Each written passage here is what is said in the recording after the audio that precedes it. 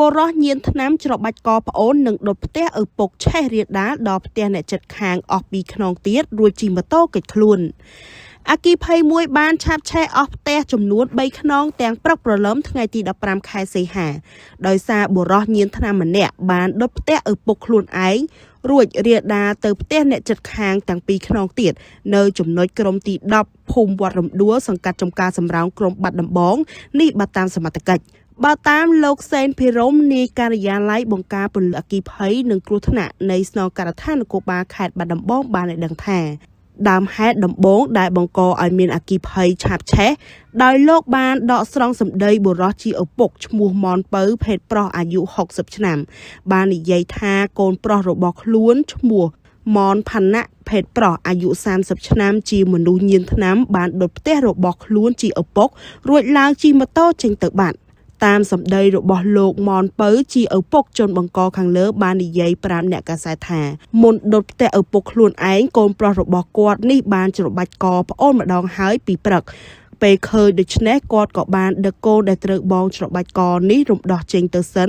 ក្រោយមកឆ្លៀតពេលគាត់មិននៅទៅបរោះជាកូនញៀនថ្នាំបានដុតផ្ទះឪពុកចោលរួចជិះម៉ូតូគេចខ្លួនបាត់តែម្ដងលោកសែនភិរមបានឲ្យដឹងថាក្រោយពីបានទទួលព័ត៌មានភ្លាមនោះកម្លាំងការិយាល័យនគរបាលបង្ការពលរដ្ឋអគិភ័យនិងសង្គ្រោះនៃស្នងការដ្ឋាននគរបាលខេត្តបាត់ដំបងចេញរថយន្តចំនួន2គ្រឿង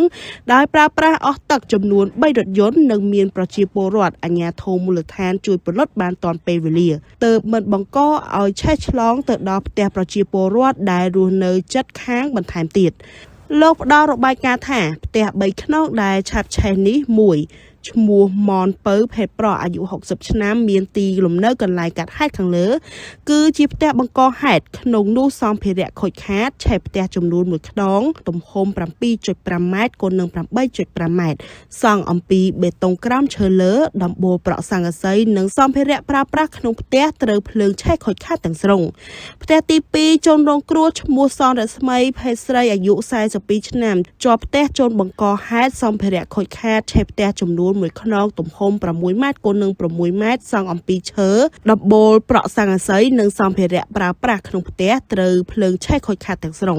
និងផ្ទះទី3ជនរងគ្រោះឈ្មោះកុងអាតភេទប្រុសអាយុ62ឆ្នាំសម្ភារៈខូចខាតមានដូចជាឆេះខ្លោចជញ្ជាំងស័ង្កសីផ្ទះមួយចំហៀងប្រវែងប្រហែល12ម៉ែត្រនេះការិយាល័យខាងលើបានបន្ថែមថានៅពេលនេះកម្លាំងនគរបាលប៉ុស្តិ៍រដ្ឋបាលនិងនគរបាលក្រុងបាត់ដំបងកំពុងស្រាវជ្រាវរោគបរោះដែលញៀនថ្នាំដុតផ្ទះឪពុកខ្លួនឯងខាងលើ